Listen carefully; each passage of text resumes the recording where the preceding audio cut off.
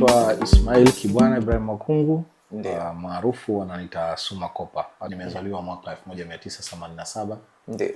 Ni mtoto wa pili kwa Bi Hadija Kopa. Wangu mimi halewi. Ndio. Hajikorogi. Mtu mwenye heshima zake. Sema akipanda pale mwenyewe anafanya kazi zake, akishuka kaenda zake nyumbani ni mama kama mama wengine. Ndugu yangu mpaka sasa anasomeshia wanangu wawili. Tena maskuli ambayo sijaweza kuwafikiria. Ndugu yako yupo? Zura. Zuchu sio? Na mwanangu wa kwanza na miaka 19 na wa pili na miaka 14 wote anawasomesha yeye. Ukikaa ukikumbuka kwamba umepoteza mtu ambaye alikuwa muhimili mkuu katika maisha yako. Sababu yeye ndo ni sasa na hoza ambayo akiona meli waelekeza hapa. Bibi mkubwa alikuwa akicharazeni. Bibi mkubwa ampiga. Kwa nini ukawa Yanga? Hebu tupe sababu. Kwa nini Yanga? Yanga damu. Tumezaliwa tunaamka sisi wazee wetu Yanga. Siku moja tuko darajani na gari hivi jamaa mmoja Yanga sio kitu gani, ananiambia mimi kwa sababu mtani wako. Wewe bibi yupo.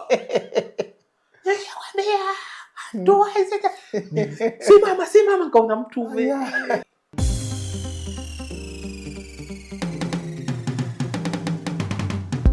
Mimi naitwa Saleh Marike na hii ni Biography.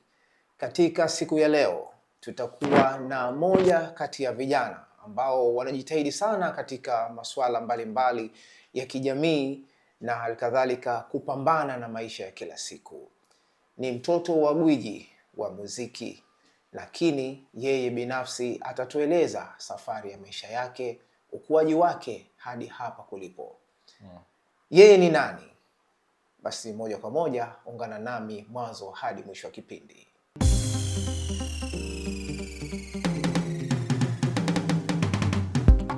Naitwa Ismail Kibwana Ibrahim Makungu, maarufu wananiita Suma Kopa. Watu wengi wananifahamu kwa jina la Suma Kopa. Tuje moja kwa moja katika historia yako ya kuzaliwa. Wewe ni mtoto wangapi kwa familia na umetutajia jina la Kopa? Okay, mimi nimezaliwa mwaka 1987. Ndio. Ni mtoto wa pili kwa Bi Hadija Kopa. Ndio. Na ni mtoto wa 4 kwa babangu Kibwana Ibrahim Makungu. Ndio. Kwa hiyo nimezaliwa Migombani. Na nimekulia Migombani, then baadaye tukaja Baraste. Yaani kiufupi hivyo, yani Baraste afu kwa Linatu ndo ambapo ndo umezunguka mule. Humo tupo nyumbani bado. Makungu. Naam. Haya, na safari ya maisha na makuzi yako. Na hii itanasibisha zaidi na malezi ya Bi mkubwa, Bi Hadija Kopa, ambaye ni mama yetu. Hebu tuambie makuzi yako katika ukuaji wako, uliposoma na pirika ulizozipitia katika ujana wako moja kwa moja. Okay. Kama alivyosema nimezaliwa Migombani. Unajua Migombani kwa zamani kwa pakishua kidogo. Of course. Sababu mimi ni mjukuu wa mwana mapinduzi, afu kiongozi alikuwa babu yangu, mimi ndo alikuwa mkuu salama mwanzo hapa. Ndio. Kwa kidogo ulikuwa pakishua. Lakini baadaye tena unajua tena wazee kuja kutengana ndo nikanaliliwa na Bi mkubwa, lakini kidogo hali zetu tunajua za kifamilia. Kwa hiyo nimekaa Migombani kwa kiasi fulani ambazo sina akili pale kwa sababu niko mdogo sana. Then baadaye ndo makuzi yangu hasa naanza kujielewa. Nimeanza kuelewa niko Baraste kwenye familia ya mama yangu. Okay. Kwa hiyo nimelelewa pale Baraste. Nimekulia pale. Maisha ndo unajua hakuna umasikini wala utajiri. Ya kati na kati. Just unapata chakula kinaonekana. Kutoka pale then mamangu baada ya kuchukuliwa Toti, wenzake walitaka pesa, yeye akasema hapana. Mimi ninachotaka ni nyumba. Nyumba, nijengene nyumba. Okay. Sababu Toti ilikuwa ni bendi ya ngoma asili, ilikuwa Tanzania One Theater. Ndio, nakumbuka. Bendi asili, maigizo. Sasa walivyotaka kuja kuunda tarabu kaambia tarabu wenyewe wa Zanzibari. Wenyewe tarabu ni wa Zanzibari. Kwa lazima hapa tupate Zanzibari. Okay. Wakaja culture. Kuja culture kipindi kile culture iko moto na Nadia Hansafa wakasema kweli tuwachomoe watu hapa wakaanzishe kundi. Huku tutapungukiwa. Ni sawa sana mfano timu ya Yanga afuje kumchukua Pakome nani wakaona hapana. Tutakupeni hawa Kibwana Shomari.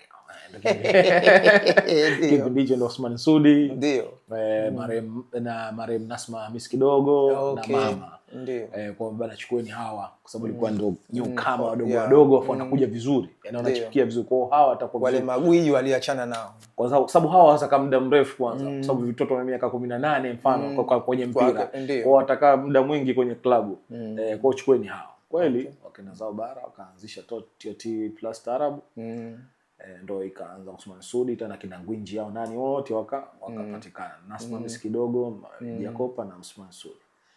Kwa kiufupi pale ndo kidogo tukaanza kuonekana na sisi watu. Bibi mkubwa yeye akambeba mimi ninachotaka ni nyumba. Okay. Sababu nyumba ilikuwa tukiishi pale ile ya familia ya familia. Okay. Jamaa yetu mmoja ndiye alituambia tu istirini hapo. Kwa kifupi ilikuwa hatuna nyumba. Ndio. Just family ndio akaeni hapo. Basi ndo mama akajenga kwa Linatu pale, akajengewa kwa Linatu. Mwenyewe anamalizia mwenyewe na kwa mishahara kwa sababu alijengewa kama banda tu. Na vyumba viwili hivi kwa na foundation kwa kama mwenyewe akipata mshahara anamalizia anaendeleza ujenzi. Kwa kiufupi tumekwenda maisha hivyo, lakini mimi nilikuwa maisha yangu badala ya kukua kidogo, marehemu father akanichukua. Okay. Nikanaishi na baba yangu Jang'om nene Kilimahewa. Okay. Kwa nimekulia kwenye Masumba, mpiga ngema sana mle kwenye Masumba. Napakumbuka. Borini kote huko unacheza sana. Kote unapita sana huko kote unaambi kitu huko. Sasa hivi ukipita unashangaa mitaa imekuwa ile, lakini enzi zangu unapiga mangema kote huko. Kwa ndo hivyo tulikuwa tunacheza. Ndio. Marehemu father amenichukua mle, tunakuwa naye kutoka pale tukahamia Jang'ombe. Kwa mitaa imenunda nimepita mitaa mingi. Then baadaye nilipokuwa mkubwa tena nikarudi tena kwa Linatu pale. Kuoana kwa na vitu vingine. Okay. Kwa hiyo ndio makozi yangu aliyopitia kwa kiufupi yani. Okay, Suma, mimi ninavyokufahamu hapo nyuma na wewe ulianza kufata nyayo katika masuala ya burudani hususan katika muziki wa kizazi kipya. Kipindi kile ukaja na wimbo wako Sister Do. Hebu tuambie ile safari na nini kilichokufanya mpaka ukajikuta na wewe ukaingia moja kwa moja katika game. Na alafu baadaye utakuja na kwa nini umeachana. Najua sasa hivi umeachana naye. Unajua maji siku zote hufuata mkondo. Unajua ukikaa nyumbani ukimwona babako anapiga gita kila siku na wewe utaingia hamu ya kutaka kujua notes zile kupiga nini. Kwa hiyo ulivyoona nyumbani watu wanaimba, anaimba, marehemu kakangu anaimba, kwa hiyo mimi nikavutiwa kiasi fulani. Lakini ndo nikaingia. Vile nashukuru Mwenyezi Mungu na unajua kipaji kipo. Ndio. Nimetoa nyimbo nyingi before Sister Do, lakini watu walikuwa hazijapata umaarufu. Baadaye kuja kuitoa ile pale, maneno ya vijana ikapenya. Kupenya watu ikaenda mjini. Imeenda mjini. Tukasikika nikajulikana, alhamdulillah, kuna watu wananipa heshima yangu mpaka leo. Nashukuru alhamdulillah kiasi fulani. Then ilikuwa ni mwaka gani? 2008 I think. Okay. Kwa sababu marehemu Omari amefariki 2007. Mwaka mmoja mbele mimi ndo naanza kunitambua nikatoka 2008. 2009 nikaoa. Ndio. Kitu kama hicho. Una kumbuka nini ukimkumbuka brother Omar? Vingi tu. Tambie. Vingi. Sababu tulikuwa unajua siku zote wanaume mkikaa mnakuwa mnapanga yenu sometimes. Kwa maana mimi kaka wako star. Na napata pesa. Ndugu yangu unakuja vizuri kwenye vision yako, yani ilikuwa anaiona kwamba bana wewe utakuwa TV hivi sijali nitakuhelp. Kwa ilikuwa nina maono nina ahadi nyingi kwa marehemu bro, kwamba nitakufanyia hichi, nitakufanyia hivi, nitakufanyia hivi. Na karibia anafariki hapa, ndio mimi nilikuwa tayari na kila nataka nioe. Ndio. Aliniambia shule yako nitaisimamia, ndugu yangu nitakufanyia hivi. Yani ilikuwa ahadi na uaga mwenyewe akikuahidi lazima atekeleze na mjua. Lakini hakujaliwa. Lakini sasa tena ndo wengine tuseme, lakini inasikitisha kiasi fulani. Hivyo yani. Lakini vitu vingi aliniahidi ndo ambacho ninachokikumbuka sana ambavyo vijatimia. Sababu kullu nafsi dhalikatul maut ndo imekuwa hivyo. Ndo ndoto zimekatika na hawezi kujua. Okay, tuje pale mitaani baada ya bibi mkubwa kuhamia na wakati unaanza na maisha yako kwa Linatu. Majirani walikuwa naipokeaje? Kwa sababu mazingira ya Zanzibar tunajuana. Ukiwa mwanamuziki. Okay. Na vile ulikuwa ukikumbana na challenge gani? Kwamba star anakubalika na watu wengine walikuwa hawakubali. Kwa kuwa unajua kwa kuwa ndo mtaa alikuwa anaishi star, maza ndo pale afana kubalika mtaani. Kwa hiyo imekuwa nyepesi sana kupokelewa hata wanawe wakifanya kile kitu. Okay. Sababu hata marehemu Omari vile vile kapokelewa vizuri kwa sababu hata Omari naye pia anaimba vizuri. Baadaye ikaja Ismail kumbe naye anaimba. Kwa hiyo kifupi ile mtaa unakuwa kama na umeupa athari fulani. Tofauti na mtaa labda mpya ndo kwanza umeenda kuhamia. Na kwa kidogo hawana nani alikuja kuhamia hapa Kelele. Lakini mtaa ambao mmekulia pale wanakuoneni nyendo zenu. Kwa hiyo inakuwa sio mageni kwao. Na hata hivyo watoto wote wanaingia nyumbani. Nyumbani unaweza kupita mlango wa mbele ukatoka mlango wa nyuma kula nini. Kwa hiyo ikawa haiko hard sana. Ni ikawa easy kwa nyepesi kupokelewa. Kwa sababu inaonekana nyumba ile ni nyumba ya familia sana. Kwa anayetokeza mle akisema kiimba sio jambo la ajabu. Lakini ndo mbeleni tena badala ya kuja kuacha ndo limekuwa jambo la ajabu kuacha. Nini kilifanya uache muziki? Mungu huwa mwenyewe sawa anamuongoa mtakaye. Sisemi kwamba nimeongoka, lakini kuna kitu fulani nimekiona nasema mimi mwanamuziki. Marehemu kakangu alikuwa mwanamuziki, mama yangu mwanamuziki, ndugu yangu alikuwa tayari kishaanza kuonyesha Zuchu kama mwanamuziki. Ndugu yangu yule wa chini yangu badala mimi Mohamed kaka Kizura na yeye pia mwanamuziki. Nikaona mimi kwa nini nisianzishe kwa familia yetu lazima tuwe wanamuziki wote. Nikaamua tu kuwa gangster. Kwa bana mimi acha wao waache waendelee kwa mimi acha nifanye kitu kingine. Basi nimeacha. Si kitu ambacho kilikatisha tamaa kwa wengine kesi fulani pia kwa sababu sanaa mimi naweza kusema mashabiki wa Zanzibar kama naweza natumia jina moja ambalo si zuri lakini naweza kusema wanafi. Wa mashabiki wa Zanzibar. Naweza kuambia fresh. Poa. Haya kwenye show anakuja Suma Kopa jamani sisi njooni basi haonekani. Hamna mtu.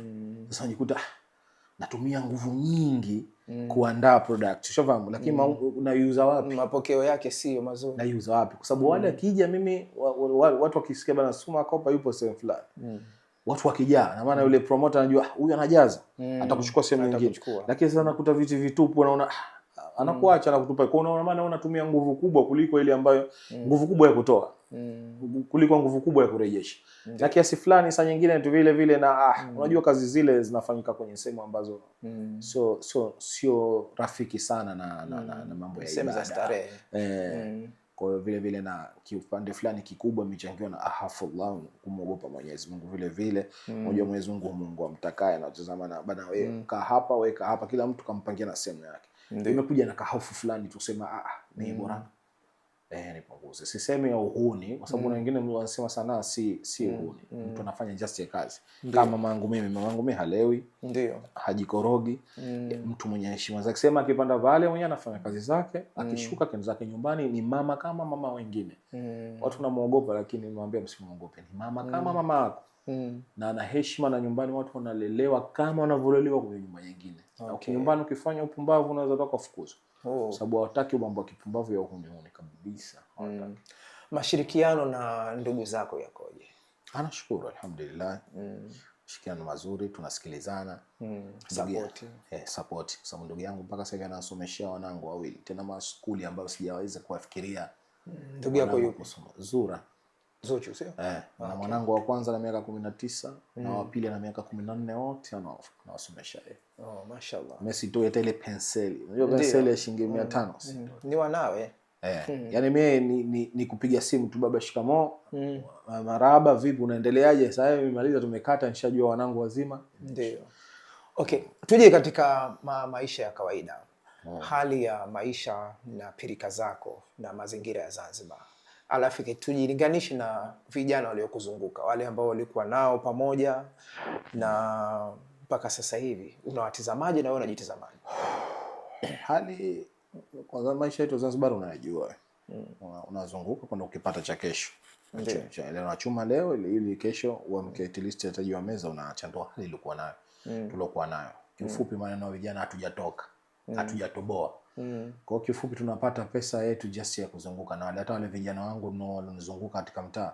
Wajaribu kuambizana kwanza, usikwambie mtu tufanye kazi na muabudu Mwenyezi Mungu sababu kila kitu anatoa Mwenyezi Mungu. Ndio. Wapo walotoboa, wanajiweza alhamdulillah na kwa hiyo lakini sisi vijana wengi sasa hivi tunaishi kwa kubangaiza. Sisemi wao. Ndio. Tunaamka leo tunatafuta leo unacho kesho huna kesho unapata na kufuata sale bana. Leo sio vizuri, siko vizuri. Ndio. Unaweza kwenda kupenyezea 10 na wewe kesho anakuja yeye unampenyezea 10. Ndio Zanzibar tunavyoishi. Kwa maisha na ndio watu wanasema kwamba mbali na matatizo mengineyo lakini hukai na njaa katika kiswa hiki. Sasa ukuta sometimes mtu anakuambia bana anatuetia, unamfuata mtu unamwambia lazima 5,000 au 10,000 cha kuekti. Unahisi kwa nini anasema hivyo? So unajua sometimes mtu kwenu kwa kuna ndugu zako kidogo unajiweza. Afu bana umetoka nyumba ile afu unaje kutuomba sisi huyo anatuetia. Unaje kutuomba mtu 10,000. Sasa hajui kumbe kuna sometime mtu unakwama, afu sasa unakwama nafsi na kusuta kule watu wamekufanyia vitu vikubwa.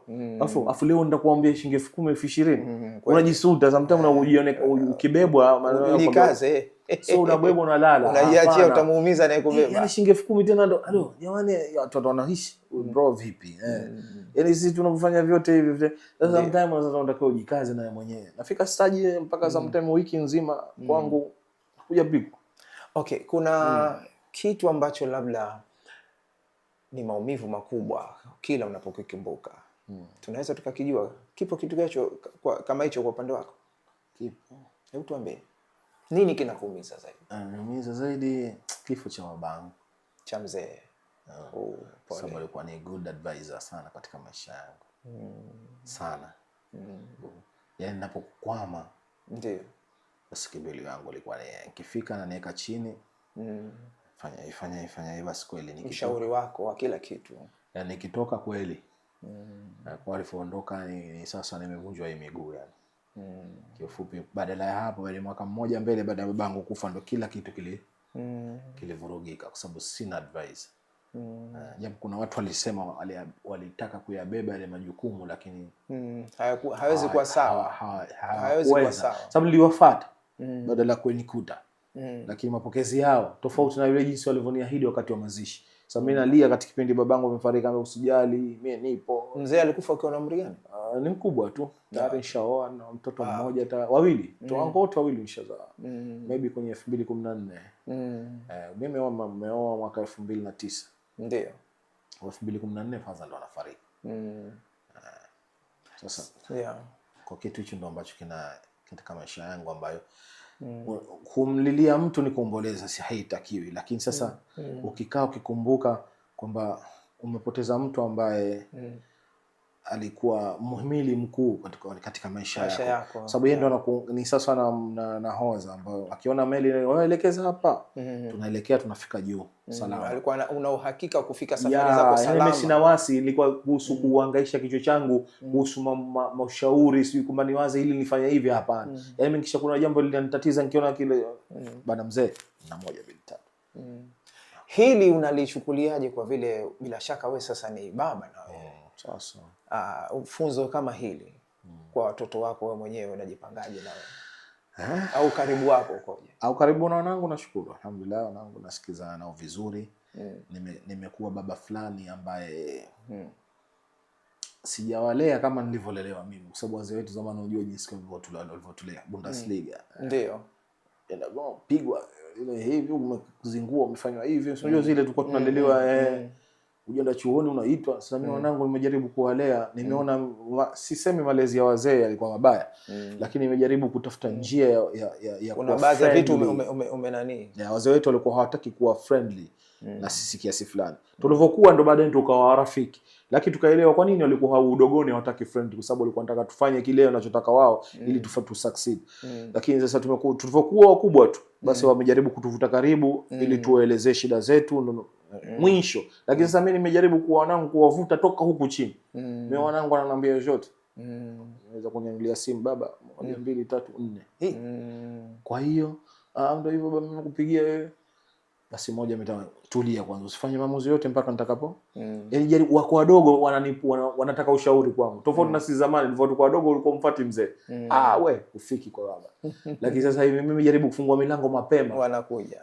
Mzee alifungua milango jioni tena, lakini mimi nawafungulia milango asubuhi. Mwambie jamaa lolote jioni kwangu. Kwa hiyo nimekuwa mzee fulani hivi. Nimefungua milango mapema. Mimi mwanangu wa kike sije kumpiga. Okay. Hata ule wa kiume nimempiga siku moja tu. Tena yuko mdogo sana, yeye mwenyewe hata hakumbuki kama. Ndio. Lakini ikiwa uzuri ninachowapenda wanangu, ukiwaambia sitaki ile, wanakuelewa. Naomba tukienda hivi. Wanda msita bakora mtu hiyo na huko ndani. Vipi bibi mkubwa alikuwa akikucharazeni? Bibi mkubwa ampiga. Bibi mkubwa anapiga kitu chochote bora wewe baba. Lakini zamani ilikuwa sio sasa hivi. Baadaye tena tulivyokuwa bibi mkubwa akawa yuko vizuri. Sasa hivi ukaribu umezidi zaidi. Nashukuru. Karibu bibi mkubwa, nashukuru, tunasaidia, ananishauri vitu vingi. Namshauri pia vitu vingi. Madha hapo unaona hivi hapa itatushusha, hii sio nzuri. Au hivi au mwanangu hii usifanye sasa hivi, ushakuwa mtu mzima, hii sasa hivi haiendani. Au unajua familia hizi kidogo za watu ambao maarufu, kuna vitu vingi lazima uprotectiwe. Huwezi kukaa kwenye media tu ukasema chochote. Kwa lazima watu wanayazungumziaje maisha yako kila kikuangalia na kikuangalia una ndugu ambaye ni star sasa hivi?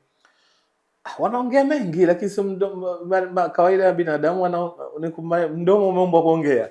Huyu anaweza kuambia hivi, yule akwambia hivi, huyu kazua lake akwambia hivi, wasaidiani wale au hivi. Lakini mwenye siri unaijua mwenye, kama nilivyosema mwanzo. Ufikiria can imagine maisha yetu sasa hivi. Ndio, mtu akikusaidia watoto wawili akakulelea, wanasoma na wazungu.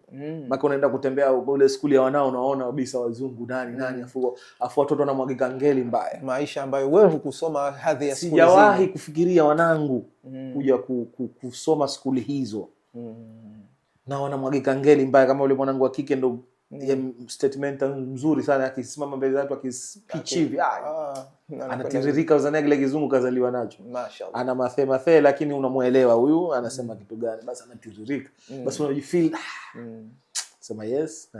Miongoni mwa vitu vinavyokupa furaha kwa sasa ni yani hicho. Sasa mimi ndugu yangu simdai. Nimdai nini zaidi ya hicho?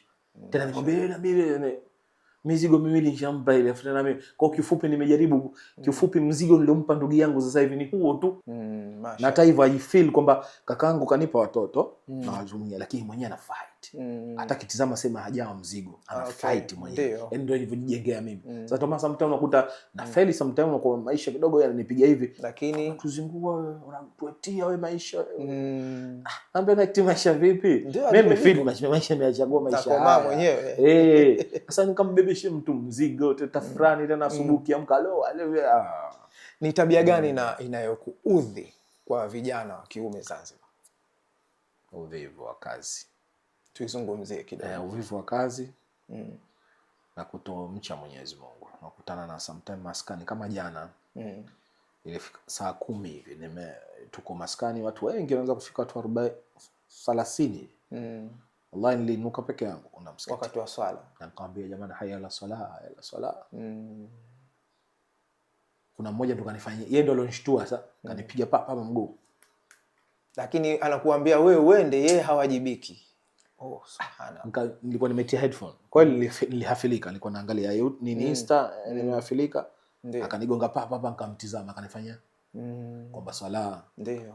Basi nimeinuka ngombe, jamani, haya la swala, haya la swala. Watu kama hawanisikii wampige stories zao. Wewe bwana, wakubwa. Wakanitizama tu. Tukaswalini. Hicho ndio kitu kikubwa ambacho kinanikereketa ndani ya nafsi. Kuona mtu hana hofu ya Mungu. Yaani ile azana, yani unaweza kupita wazee pale wanaenda ndo njia hiyo ya kwenda msikitini, au msikiti uko karibu nyumba 3 tu. Na wazee wote, kuna maskani pale ya wazee ndo wanaacha mabao wanapita hapo wote. Jamani, twendeni. Ndio. Na nyingine ndo kama hiyo. Kazi ndio. Kazi, kujishughulisha sana. Mtu anataka afanye kazi kidogo apate income kubwa. Ambalo hizo haiwezekani kwa maisha ya sasa hivi. Wanataka nani mabadiliko ya hafla. Kwa maisha ya sasa hivi haiwezekani. Lazima ufanye kazi kwa nguvu ili upate kile ambacho unachokitaka. Mimi sisemi kama nafanya kazi kwa nguvu, lakini unaangalia jinsi gani na ule wewe mwenyewe jinsi ulivyo, kwa sababu huwezi kushindana mfano na mtoto wa Baresa. Mtoto wa Baresa akinyanyua simu tu asubuhi, hizo pesa zitieni hivi, zitieni hivi. Yeye kishafanya kazi. Wewe sasa alokutuma huko ndo utatoka, na yule alomtuma naye atamtuma mwingine. Kila kizidi kwenda chini ndo mtu anaumia zaidi. Sasa usishindane na mtu huyu kwa sababu kumfanisha na yule pale kwamba Asuma mbona anafanya hivi tu afu yuko fresh. Hapana, hujui yeye ana njia gani. Ushafahamu unajua unapata nini. Mimi mama yangu ana nyumba, nachukua kodi. Ushafahamu? Najijua sasa mwisho wa mwezi wapo, miezi 4 iwapo mimi nikichukua pale nikiunganisha na ile pale, mimi kitu gani nishafanya ninachokitaka. Sasa wewe unawazee nyumbani, unajua huyu nimezaa dume hili hapa. Afu uko maskani tu. Sasa mzee paka takipita naona mwanangu kweli ndo atanitoa huyo. Afu mtu anaelekea uzee, mimi afu ndo mtu wa kiume peke yake anakata tamaa. Suma ni miongoni mwa vijana ambao wanafujo sana katika ushabiki wa mpira. Yanga. Kwa nini ukawa Yanga? Hebu tupe sababu. Kwa nini Yanga? Yanga damu. Tumezaliwa tunaamka sisi wazee wetu Yanga. Mimi mara baba yangu ilikuwa Yanga akicheza naomba pesa skuli kabisa kabla hajaanza mpira. Unajua Yanga akishindwa akifungwa ukimngongea asubuhi afungui na leo tusitaka kukutana nalo utaenda skuli kwa mguu. Na huli kitu. Serious. Yaani bana leo nauliza bana Yanga leo anacheza mfano na Mtibwa. Mkadai changu kabisa. Saa 9:30 baba pesa ya kesho. Toka yuko naomba pesa midai. Naambia nipe kabisa nakujua. Nipe kabisa pesa yangu. Basi uingia ndani shilingi 200 kipindi kile sio 200 na daladala 100 shilingi 50. Ndio. Go return shilingi daladala 100 shilingi 100 ya recess unapata kila kitu. Mihogo ni malai kwa kabisa unabua 200 yako unaenda kuitia kwenye begi kabisa. Unajua hapa kiharibika. Sasa hapo ashinde Yanga. Asubuhi unakuja kugonga tena kwa baba pesa skuli. Sasa ushapewa ule. Anasahau. Bwana. Allah akupa tena. Unapigwa damu. Anakupa tena. Hata kama shajua jana kakupa. Usijana shakupa wewe. Lakini asubiri. Kafurahi. Wasitosikia au anaweza akakuchukua kwa kupakia kwenye Vespa, ukatoka somewhere mnaenda mnakula, mnarudi, basi ujue leo kafurahi. Hivyo. Sasa huko upande wa baba. Upande wa mama ndo mama naye ni Yanga. Usije ukaisema Yanga vibaya. Siku moja tuko darajani na gari hivi jamaa mmoja Yanga sio kitu gani ananiambia mimi kwa sababu mtani wangu. Wewe bibi yupo. Ndo simama kaona mtu wewe shukia bana. Una tafrani mbele yake. Hamna yani yeye ndo hamna lolote hamtuwezi nyewe Simba timu. Kasema bana bibi mkubwa bana Yanga. Kwa kiufupi sasa wewe fikiria unatoka kwenye mifupa kama hiyo ya wazee kama hao. Kweli unakuwa Simba? Au mimi niwe Simba ninaweza kupata chakula ndani? Hakuna katika nyinyi labda alobadilisha kwa mshabiki wa timu. Mimi sije kumuona. Okay. Sije kumuona lakini Zura kidogo limeona aliimbia Simba lakini kila mtu na shakwa kubwa tena kila mtu ana nini. Alienda kaimba kwa Simba lakini baadaye akaja kaimba kwa Yanga. Lakini simlaumu kwa sababu yeye anafanya kazi. Yeye ni biashara. Kwa leo hata aje Mtibwa aje nani ataenda kufanya kazi. Ndio. Kwa hiyo lakini kwa Simba nyumbani mie labda mtoto maremo Omari kidogo kuna kipindi lakini sasa hivi kisharudi. Naye ni Yanga namuona anavaa fulana tena yeye ndo ninampokonya jezi zile mpya sana. Ukifika bara bana fulana mpya sina mwanangu. Hapa baba anaenda kumtolea kwa sababu mwili wake kama wangu ananitolea. Pia kabisa navaa bana natinga babake. Alhamdulillah nashukuru. Lakini wewe unatoka kwa mifupa kama hiyo afu against ndio. Nini matarajio yako ya baadaye katika maisha ya kila siku? Au kwa umri kama wa kwako mtu ili afike malengo anatakiwa ajipange vipi zaidi? Kwanza kumtegemea Mwenyezi Mungu kwa kila kitu. Kuamini kwamba Mwenyezi Mungu ni mwingi wa rehema. Pili kufanya kazi kwa bidii ambazo unahisi zinaweza kukufikisha kwa sababu kazi unaweza kufanya kazi yoyote. Lakini je, kazi hii inanifikisha pale? Kutafuta kazi ambayo itakufikisha kwenye malengo yako. Kwa bana hii nifanye kazi. Japo itakuwa ngumu lakini najua nitakifika miaka 3 mimi pale nimefika. Hivyo yani. Ndio. Ni kwanza kumtegemea Mwenyezi Mungu katika kila kitu, kumuomba Mwenyezi Mungu, kumweka yeye mbele, afu then kutafuta kazi ambayo itakufikishia zile ndoto zako. Kwa bana hapa mimi mimi hapa stock. Ndio. Nikisafiri hapa mimi Ulaya nikaenda kwa miaka 5. Sitaki kukaa Ulaya lakini miaka 5 hard work nikafanya kazi zangu 3 nikitoka asubuhi nimeingia mchana kwa miaka 5 mimi hapa milioni 300 sijapata. Na nikipata milioni 300 nikija Zanzibar mfano nikianza biashara fulani yani lazima mtu uwe na malengo Sio unakwenda hujujui na plani gani. Unamwachia Mwenyezi Mungu nafasi yake, kwamba Mwenyezi Mungu anapanga yake na wewe unapanga ya kwako. Lakini katuambia au katuagiza kwanza tafuta sababu na yeye atatia baraka zake. Ndio tunakuja huko. Unapanga yako na Mwenyezi Mungu anapanga yake, lakini kwako wewe hana uhakika kwa sababu Mwenyezi Mungu anapanga yake. Inaweza pengine akayakatisha, hujafikia yale malengo yako, ukaondoka duniani na lillahi. Lakini je, wakati huu ambao umeupanga wewe na Mungu akujalia pia uhai utafika, fikisha malengo yako kwanza. Unaambiwa pigania dunia yako kama unaishi milele. Alafu anapigania ahera kama unaondoka sasa hivi. Kama hivyo. Sasa usijikati tamaa kwamba sitakufa tu tena. Nitafutia nini nimchumia nini? Unaambiwa warisi wako pia nao waondoke na kitu. Huwezi kuacha wanyonge. Wanyonge. Hata muda kukukumbuka kwa kukupigia fatwa. Mimi nimekuja hapa na nini? Ndio. Nimekuja na chombo gani? Vespa. Ile nimerisi kwa babangu. Sio kama sina uwezo wa kununua Dio, kliki. Nimerisi kwa marehemu babangu.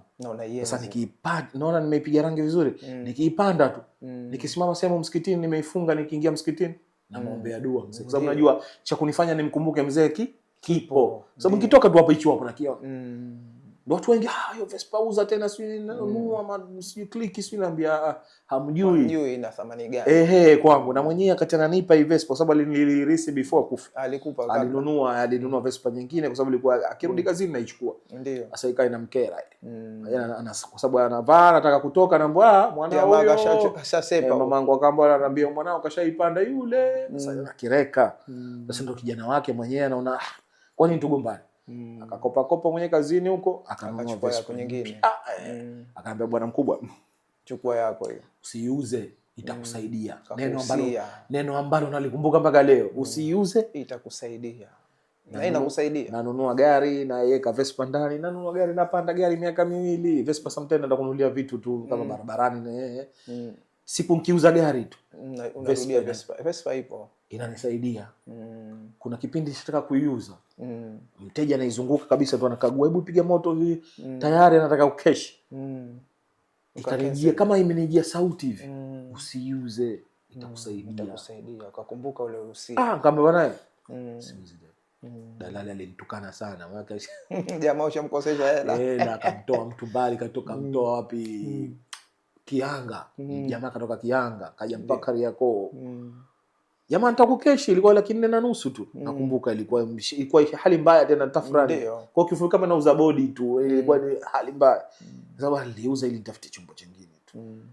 Suma tuje katika jambo ambalo kwa mfano inatokezea hafla sasa hivi umesimamishwa mbele ya kadamnasi ya vijana, unatakiwa utoe mambo matatu kama ni ushauri. Ni mambo gani ungetoa? Kadamnasi mbele ya jamii. Kwanza naweza kusema kwa sasa hivi jinsi wa nchi inavyokwenda na chuki baadhi ya wanasiasa wanaojaribu kuiharibu jamii kwa kutaka maslahi yao. Mimi nachosema kwanza mtu aipende nchi yake. Nitaweza kuwashauri asiwe mwepesi kushawishiwa katika kuvunja amani ama kufanya jambo lolote baya ambalo anaweza kuhatarisha yeye maisha yake na maslahi yake na pia vile wazee wake, kwa sababu likikukuta jambo wazazi wako ndio watakaowajibika katika masuala makubwa. Ndio wasitumiwe kiufupi. Watumie akili zao, waseme kwamba bana amani ni bora kuliko kwa sababu hata mfano leo ukapigana hivyo sawa, ukamweka wewe unamtaka hali sidhani kama ndio itakuwa kwamba utachotoa pesa benki utaletwa nyumbani. Lazima ukafanye kazi ile. Fanya kazi ndio ule. Hata huyo hata unasema sasa hivi walikuepo hawafai hivi, sisipopigi debe walikuepo. Kama unasema labda ndio jamaa anatetea, hapana. Hata wakikaa hao fanya kazi ule. Kwa usiwe mwepesi kushawishika kwenye kufanya jambo lolote la kuvunja amani, la kuvunja yani kiufupi leta taharuki hata kwa familia, kwa sababu ukivunja amani maana utakamatwa. Kikamatwa ushaleta taharuki. Ushawapa mtihani katika familia. Kwa hiyo kwa focus kwenye vitu vingine, inabidi waache, waanze kuchangishana sasa, waanze kukudili na wewe. Ndio. Mimi ndo naweza kuambia kwa sasa hivi, kwa sababu naona vijana wanakuja kwenye moto wa juu sana, Gen Z. Saidi neno Gen Z wanalipa pia vibaya. Ndio. Tunakiambia Gen Z kwamba tena wako wafanya wanavyotaka. Haiko hivyo. Nchi na sheria zake, fuata sheria bila shuruti. Ni hilo tu naweza kuambia kwa sasa hivi. Sababu ndo tupo katika jamii fulani sasa hivi, ukiamka asubuhi unasikia hili, ukiamka hivi sio hawa vichogo, sio huyu anambagua yule, huyu na sio vizuri, kwa sababu mimi nataka kuzungumza kitu kimoja. Najaribu sana kuzungumza kwa mitandao kuwajibu watu, lakini sasa sauti inakuwa ndogo kwa sababu comment sio wote wanaoziona. Dakika mwenye vyombo kama hivi vitaangaliwa na watu wengi. Mzanzibari hapa Zanzibar hakuna mtu aliyechipuka kama mchicha. Sote ndio visiwa hivi. Unapokaa ukasema wewe umetoka wapi, hujui asili yako. Wazanzibari sote tumetoka coast. Ndio. Wote tumetoka bara. Hakuna mtu aliyechipuka. Watu wamekuja uvuvi, wengine wamekuja kwa nini? Watu wamekuja wamekiona hakuna kisiwa, wamechukua wake zao, wamekuja ndio ikaanza nyumba, wamelima, kumbe sehemu nzuri tu wanakuja. Tumekuja.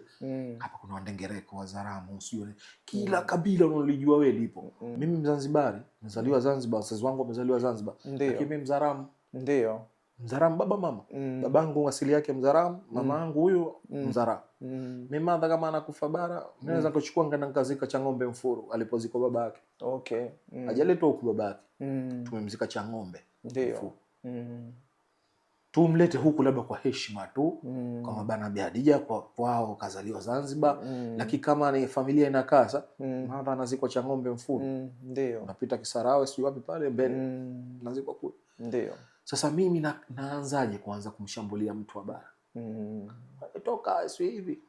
Lakini ndio unasema mambo ya Gen Z kwamba kuna vitu vinaendeshwa na pressure bila wewe mwenyewe kujua unashabikia pressure hii na faida gani au hasara gani. Ndio nawaambia sasa, usiwe unambagua mtu wewe mwenyewe hujijui. Kuna mmoja juzi kati alileta mambo kama hayo kwenye baraza yetu ya kahawa. Pia kama unajua mimi nakaa na kila rika, nakaa na wazee, nakaa na watoto, najaribu kuangalia. Ndio. Sasa na base kwa wale wazee wangu pale msikiti wa Osman Maalim nje kwa baraza yetu pale. Akaja kijana mmoja alikuta mada pale, lakini unajua ndio Gen Z tena. Akaipa pia. Kuna mzee mmoja akamwambia subiri. Wewe unasema hivyo sio hivi. Wewe unaitwa nani? Taja majina yako manne. Sitaje matatu, sijui fani manne. Akataja sijui Ahmed, sijui Abdul nani, mawili ya Kizanzibari. Kufika la tatu likaanza kidogo kunganyika. La nne Chacha. Akaambiwa Chacha si anatoka, akaambiwa Chacha Zanzibar kuna Chacha wapi? Sasa usiseme tu. Ndio. Basi yule mtoto uweze kwa Chacha wako Tarime huko. Alishuka yule dogo. Alikuja mtoto chini. Akaambiwa Chacha Zanzibar hakuna Chacha. Sasa usiongee tu ukakuta unaona sasa ulivyodhalilika. La nne tu. Kwanza hilo la tatu mmenkaanza kukushtukia, lakini ukaana na waka. Nikasema ngoja tusubiri la nne. La nne umeingia kwenye timing. Chacha. Tena wewe sio wa Coast. Wewe ni Mrima. Ndio. Kabisa. Tarime. Sasa unamwambiaje mtu asije Zanzibar usije. Sasa ijue asili yako kwanza ndipo ongee kitu. Usiende mbele za watu tu unatukana kumbe unajitukana. Kwa hiyo ninachojaribu kuambia Gen Z wenzetu ni kama vile nilivyowaambia, ushauri wangu huo usitumike. Sababu mtu asili yako ijui, tulia kwenye nafasi yako. Zanzibar, sio Zanzibar, dunia yote ni yetu. Mtu ana feel kwenda popote anapojisikia kwenda kufanya kazi popote. Mbona sio Zanzibar, tuko Uingereza na tunaishi. Wapo kila pahali. Sasa tunachuma na tunakuja kujenga nyumbani. Kwa nini mtu atoke sehemu mbali aje kwenu useme hapana? Na hii kama utaangalia mfano sasa hivi kinachoendelea Afrika Kusini ni ubaguzi kama huu tunaozungumzia. Matokeo yake sasa hivi wenyewe kwa wenyewe wanawatimua watu na wenyewe sasa kuna tena ubaya zaidi Mwafrika mwenzie. Kuna kundi jingine limekuja nasema hao mnaofukuza ndio walikuwa wametuajiri sisi. Ndio. Sasa mshatukosesha ajira. Sasa inakuja za vita yenyewe. Dhambi ile inageuka. Hawa wanataka wageni wakuepo, hawataki, yaani imekuwa vurugu. Sasa hiyo nchi gani ambayo hiyo haina wageni? Mimi nakushukuru sana Suma. Tumezungumza ya kutosha, na bila shaka kupitia mazungumzo yetu haya kipo kitu ambacho jamii itaondoka nacho na kujifunza zaidi. Mimi nikushukuru sana na asante sana kwa kuja kushiriki katika biography. Mtazamaji, hii ni biography kama alivyokuambia, na leo nilikuwa na Suma ambaye tumezungumza kwa kutosha sana.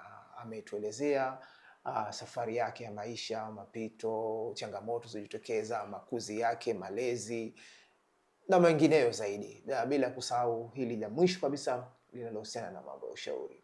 Kama unafuatilia biography, unaweza ukanipata kupitia TikTok kwa jina la Saleh Marike, unaweza kunipata katika YouTube kwa subscribe channel yetu kwa jina hilo hilo la Saleh Marike, Facebook halikadhalika katika mtandao wa Instagram kwa jina la Saleh Marike. Nikutakieni kila laheri, tuonane katika vipindi vyetu vinavyofuata. Asante.